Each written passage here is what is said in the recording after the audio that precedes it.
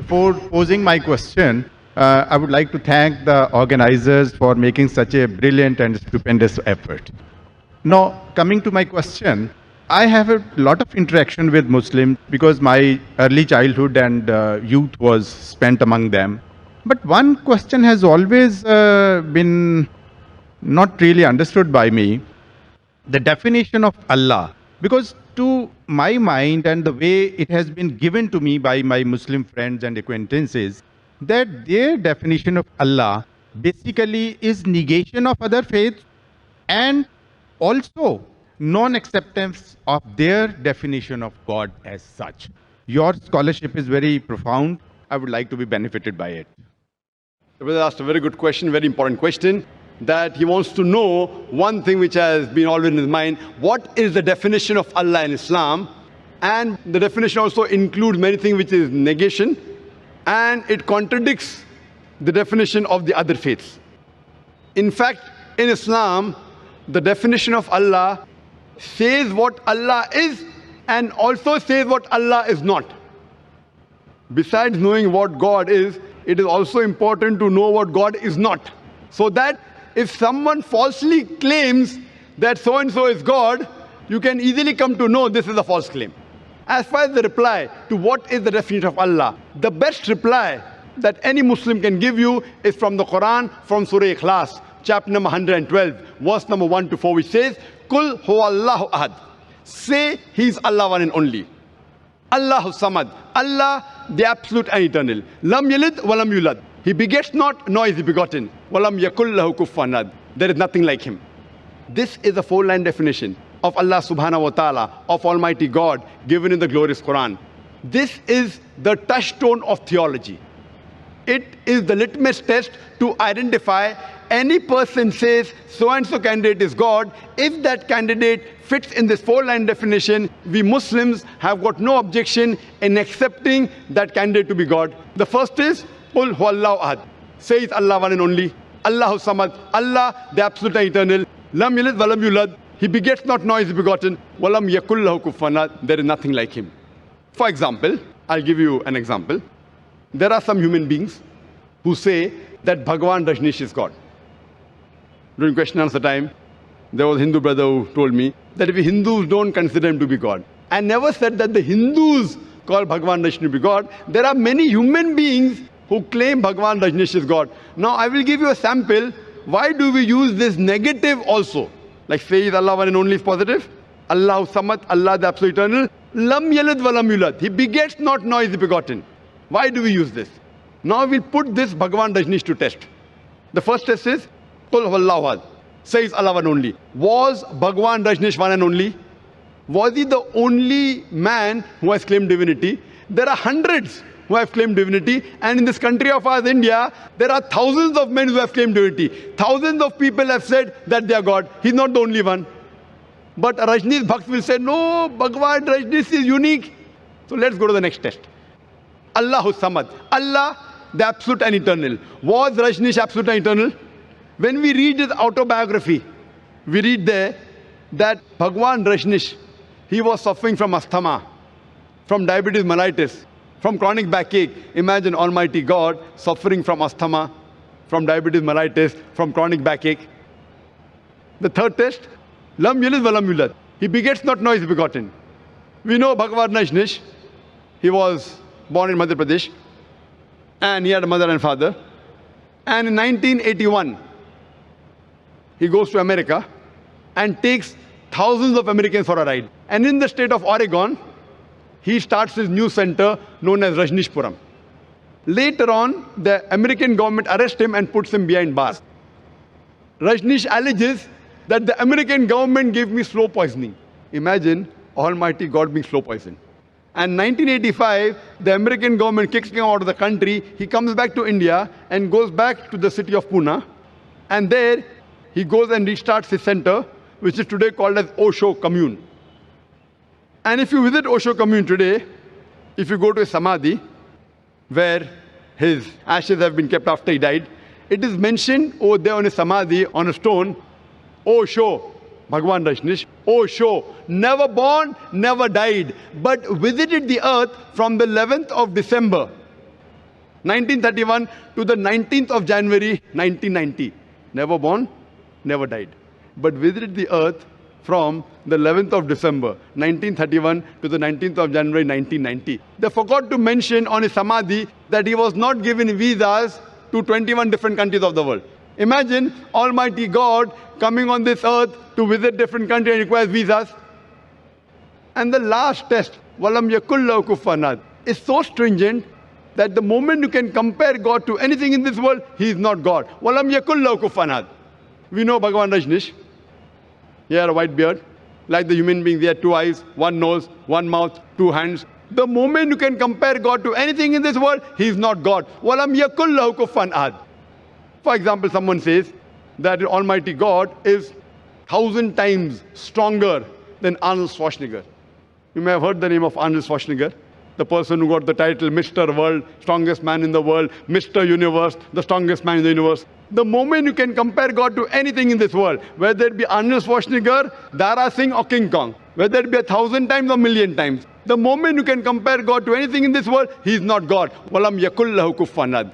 So this, brother, is, in short, the concept of Almighty God. As far as the second part of the question is concerned, that why does it contradict with the concept of God in other religions? In fact, it's a misconception that the concept of Allah subhanahu wa ta'ala in the Quran, it contradicts with the other religions. It contradicts against the practices of the other religion, I agree with you, but does not contradict against the other religious scriptures. Because unfortunately, the followers of most of the religions, whether it be Christianity, Hinduism, etc., they do not read their own scriptures.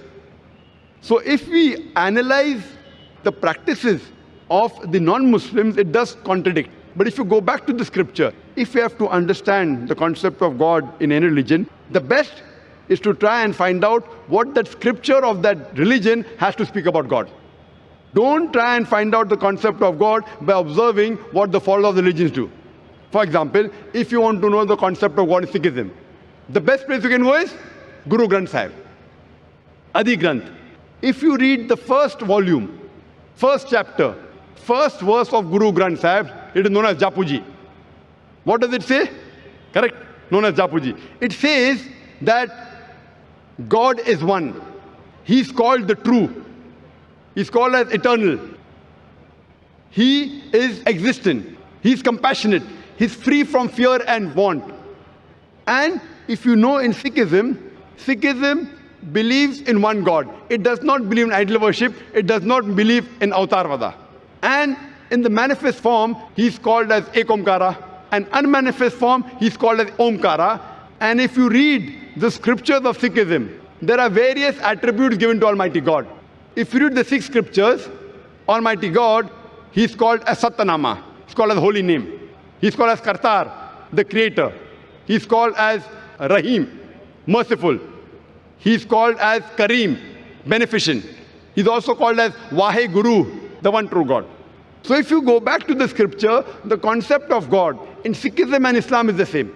Similarly, if you go to Hinduism, in Hinduism also, if you go back to the Hindu scriptures, it's clearly mentioned in the Upanishad, Chandogya Upanishad, chapter number 6, section number 2, verse number 1, Ekam Evidityam, God is only one without a second.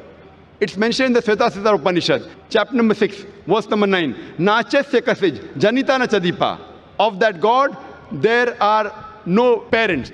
He has got no superior. He has got no Lord. It's mentioned in Svetasastra Upanishad, chapter number 4, verse number 19, as well as Yajurved, chapter number 32, verse number 3, Na trasya pratima asti. Of that God, there is no pratima. Pratima in Sanskrit means, it means an image, a photograph, a painting, a picture, a portrait, an idol, a statue, a sculpture. So it says, Na tasya pratima asti. Of that God, there is no image, there is no painting, there is no portrait, there is no photograph, no sculpture, no idol, no statue. But unfortunately, yet you find that Hindus are doing idol worship. Who's to blame? I'm quoting the Vedas. Vedas is the highest authority amongst all the Hindu scriptures. But yet you find that Hindus do idol worship. Why? Because the scholars of Hinduism, they tell that, see, Brother Zakir, you know, at the lower level, People don't understand, so for concentration we require the idol. When we reach a higher level of consciousness, then idol is not required. So I tell this Hindu Pandit, we Muslims have already reached the higher level of consciousness. It is the basis of Hinduism, basis of Vedas. But there are some sects in Hinduism, like Arya Samaj, which completely denounce idol worship.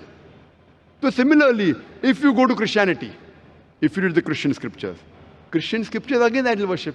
Yet you find that the Catholics, they make an image of God and they say, Jesus Christ, peace be upon Almighty God. So what we realize that if you go to the Christian scriptures, the Christianity and Islam, the teachings of Jesus Christ, peace be upon him, it is similar. But most of the Christians, what they claim, that Jesus Christ, peace be upon him, he claimed divinity. In fact, if you read the Bible, there is not a single unequivocal statement in the complete Bible where Jesus Christ, peace be upon him, himself says that I am God, always worship me.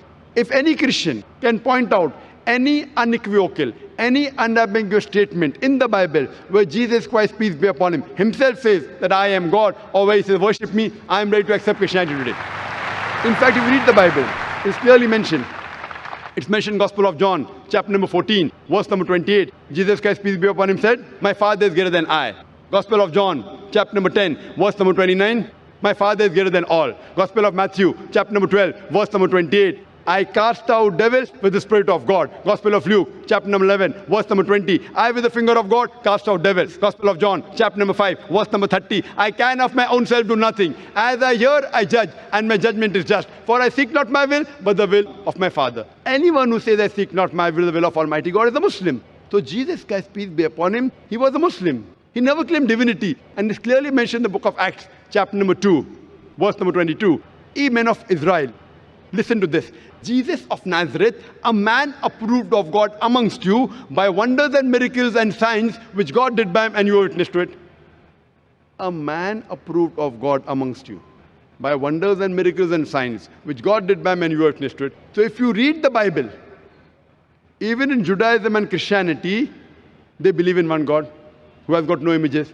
It's clearly mentioned in the book of Deuteronomy, chapter number 5, verse number 7 to 9. It says that thou shalt have no other God besides me. Thou shalt not make unto thee any graven image of anything, of any likeness in the heaven above, in the earth beneath, in the water beneath the earth. Thou shalt not bow down to them, nor serve them. For I, thy God, thy Lord, is a jealous God. For more details, you can listen to the talk of my son. Tomorrow my son at 3:45 is going to give a detailed talk. This was just highlights on the same topic, concept of God in major world religions. And you'll find out it is the same. We believe in one God who has got no images, and we worship him alone and no one else. Hope that answers the question. Thank you so much. And you said it for me, because the definition of God as it is tallies exactly with Islam, whatever we have in Sikhism,